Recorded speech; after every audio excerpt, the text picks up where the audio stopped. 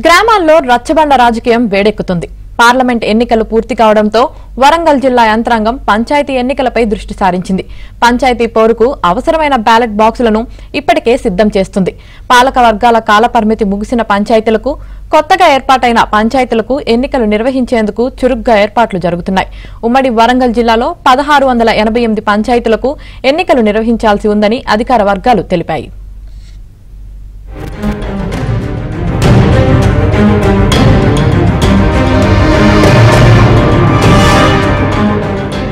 ఉమ్మడి వరంగల్ జిల్లాలో పంచాయతీ ఎన్నికల సందడి మొదలైంది. స్థానిక సంస్థల ఎన్నికలకు అధికారులు సన్నద్దం కావడంతో గ్రామాల్లో రాజకీయం మరింత వేడెక్కుతోంది. పంచాయతీ బరిలో నిలిచేవారు ఓటర్లను ఆకట్టుకునేందుకు విశ్వ ప్రయత్నాలు సాగిస్తున్నారు.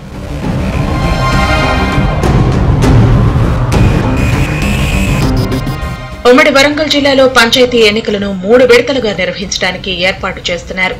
ఒక్కొక్క రెవెన్యూ డివిజన్ లో ఒక్కో విడతలో ఎన్నికలు నిర్వహిస్తారు. 650 మంది ఓటర్లకు ఒక పోలింగ్ కేంద్రాన్ని ఏర్పాటు చేస్తున్నారు. 200 మంది ఓటర్లుండే పోలింగ్ కేంద్రంలో ఒక ప్రిసైడింగ్ ఆఫీసర్, ఒక పోలింగ్ ఆఫీసర్ ను నియమిస్తారు. సర్పంచ్ ఎన్నికలకు ఉమ్మడి వరంగల్ జిల్లాలో సుమారు 7,000 మంది సిబ్బంది అవసరమని అంచనా వేస్తున్నారు.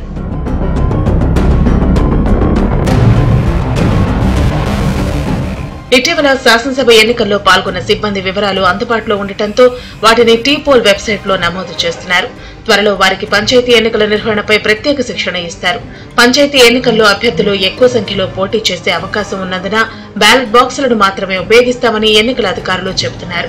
స్టేట్ ఎలక్షన్ కమిషన్ నుంచి నిర్దేశితమైన ప్రాసెస్ ఉంటుంది.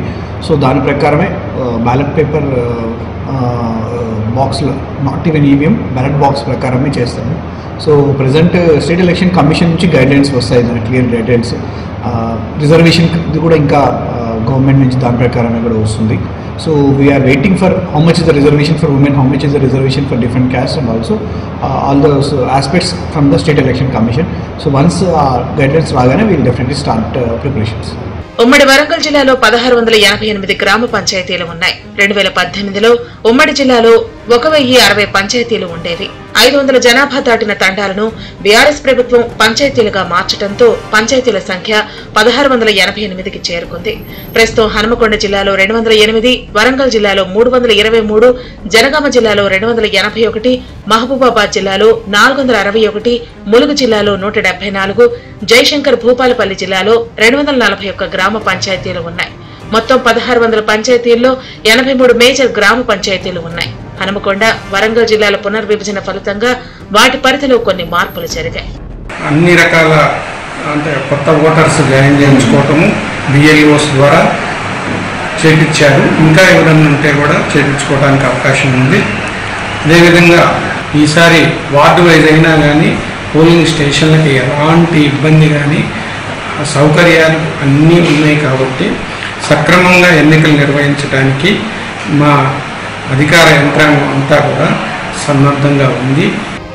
2019 జనవరిలో 3 దశల్లో పంచాయతీ ఎన్నికలు జరిగాయి.